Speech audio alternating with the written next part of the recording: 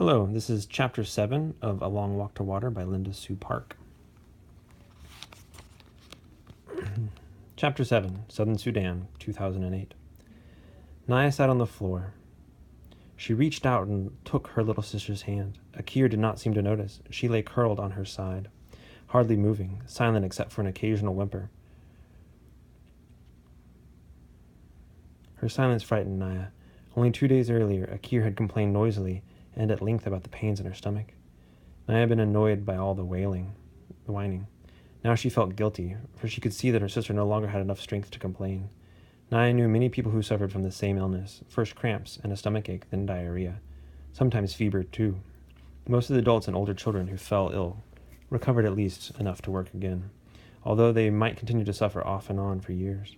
For the elderly and for the small children, the illness could be dangerous. Unable to hold anything in their systems, many of them starved to death.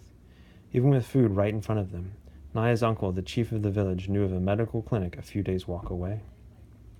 He told Naya's family that if they could take Akir there, doctors would give her medicine to help her get better. But a trip like that would be very difficult for Akir.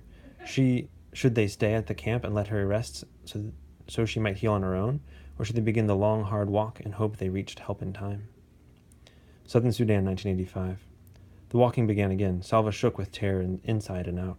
He clung to Uncle like a baby or a little boy, hanging on to his hand or shirt tail when he could, never letting Uncle get further than an arm's length away. He looked around constantly. Every moment in the grass was a lion stalking, every stillness a lion waiting to spring.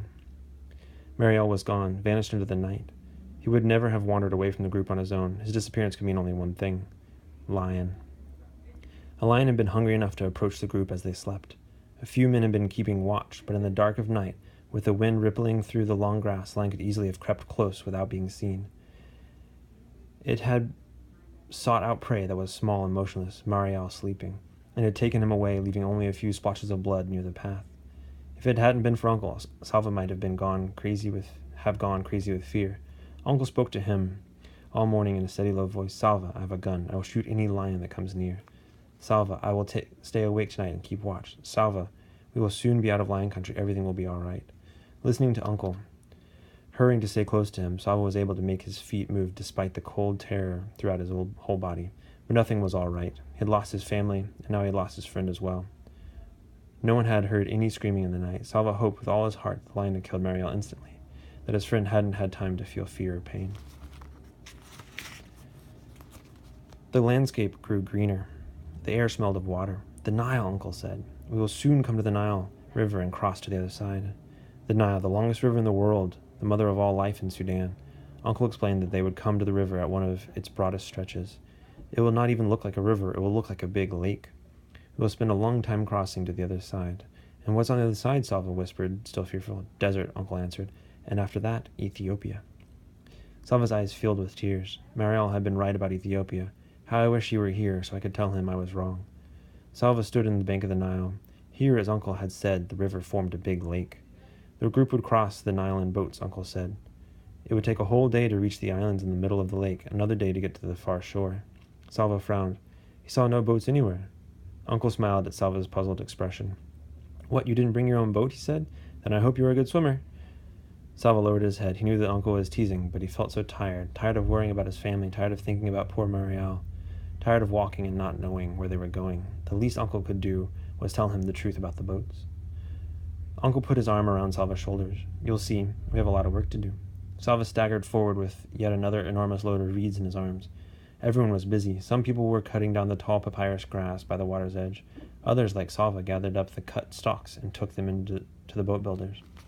Among the group were a few people whose home villages had been near rivers or lakes. They knew how to tie the reeds together and weave them cleverly to form shallow canoes. Everyone worked quickly, although there was no way of knowing whether they had to hurry or not, no way of knowing how near the war was. The fighting could be miles away, or a plane carrying bombs could fly overhead at any moment. It was hard work running back and forth between those cutting and those weaving, but Salva found that the work was helping him feel a little bit better. He was too busy to worry much. Doing something, even carrying big, awkward piles of slippery reeds, was better than doing nothing. Every time Salva delivered a load of reeds, he would pause for a few moments to admire the skills of the boat builders.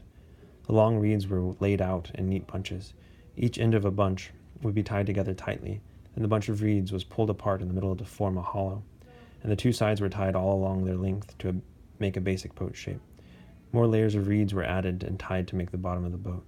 Salva watched fascinated as little by little the curve of a prow and low sides grew from the piles of reeds.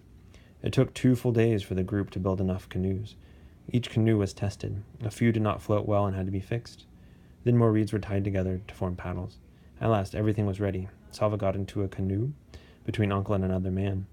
He gripped the sides of the boat tightly as it floated out onto the Nile.